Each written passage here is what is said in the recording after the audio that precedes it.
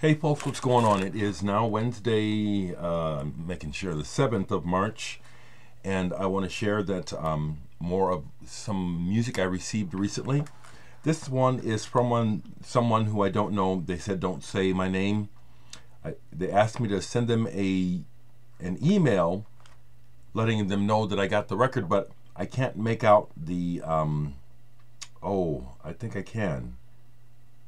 Okay, I'm going to try to send you an email.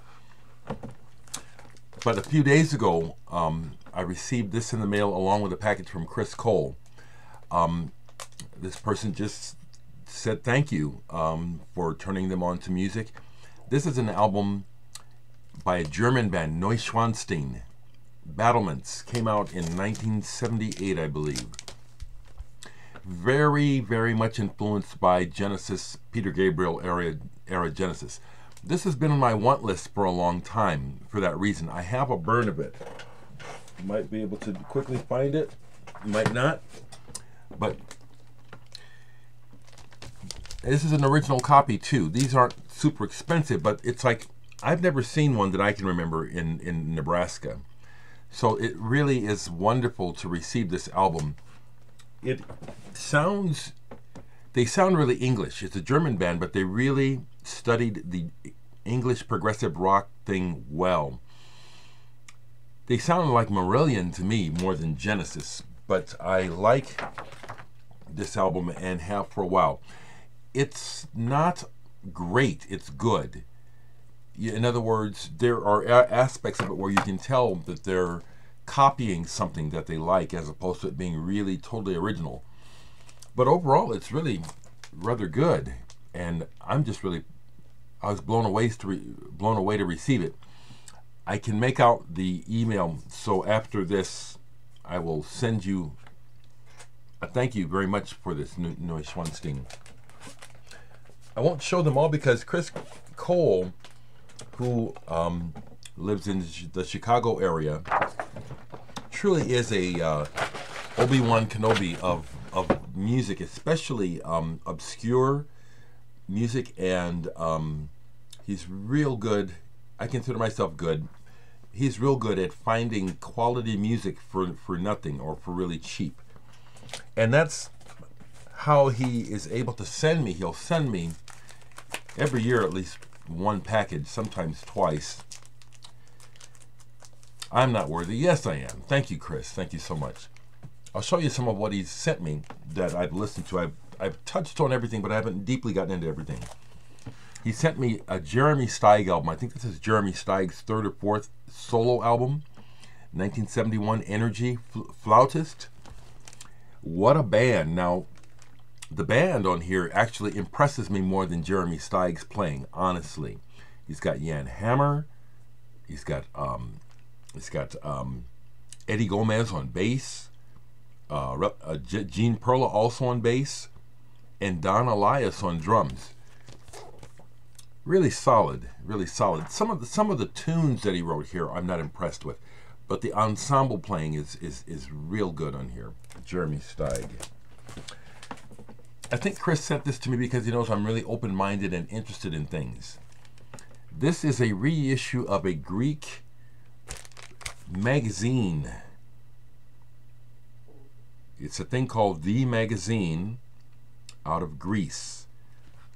The band, or the group that put this together, apparently is as much a performance group that does actions as it is something musical. It's hard to say the name. Dimosio Palelico, retire. This is not an easy listen, but it's not about being an easy listen. This is obviously something purposeful, where the things that they did and do were about provoking reactions. And this does. There are a couple of pieces on here where it's vocal, and it's quite annoying by the time you get to the end of the track. It's like, it's like nails on a chalkboard. The album opens with one satisfying piece of music. I appreciate you sent this to me, Chris, because I'm interested in stuff like this. This is not really for easy listening. It's like it's purposeful. It has a purpose about it. I'm glad to have been exposed to it. How's that? Here's one, Aldo Romano, Italian drummer who I got turned on to a long time ago in the 70s from when I first heard the pianist Joachim Kuhn, however you say his name. I was very impressed by Aldo Romano's free drumming with him. This is a solo album by Aldo Romano, and he has on here some great players. Excuse me. Jasper Van Toff on keyboards, and the recently deceased Didier Lockwood on violin. This is quite satisfying and varied. There's some Brazilian music on here. There's a pop tune on here. There's jazz on here. Aldo sings. I didn't know he sang. This is one of those records that you can see in the used bins and the cheap bins, and everyone passes over them because they don't know who he is, and it doesn't look like much. This is a very, very good album of music. Very good.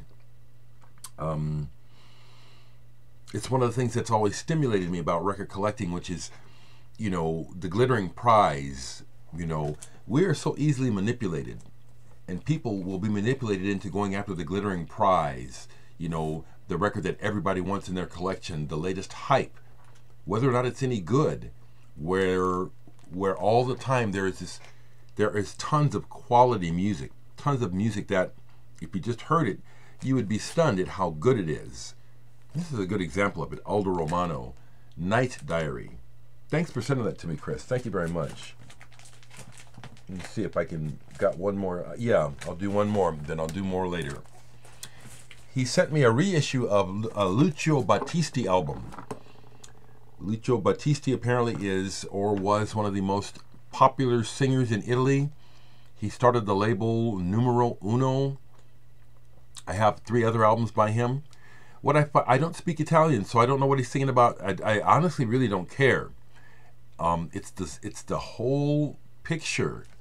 And this is interesting because he does everything from getting down to kind of gut bucket soul, to pop, to prog. And then he does this thing where he uses strings like they did in the 60s with people like Scott Walker and Vic Damone and Robert Goulet. Interestingly, I kind of like that approach. Not always, but sometimes the arrangements with the strings come up with some pretty haunting, cool shit. And it's done on here. Amore e non amore. Love and no love. But this is a reissue, not on the Numero Uno label. I like this a lot. Thanks, Chris. I'll end by saying, still for sale. Still have some Kleeman CDs to go along with it. The Dora Virgo CD is available. Please grab it. I'll talk to you soon.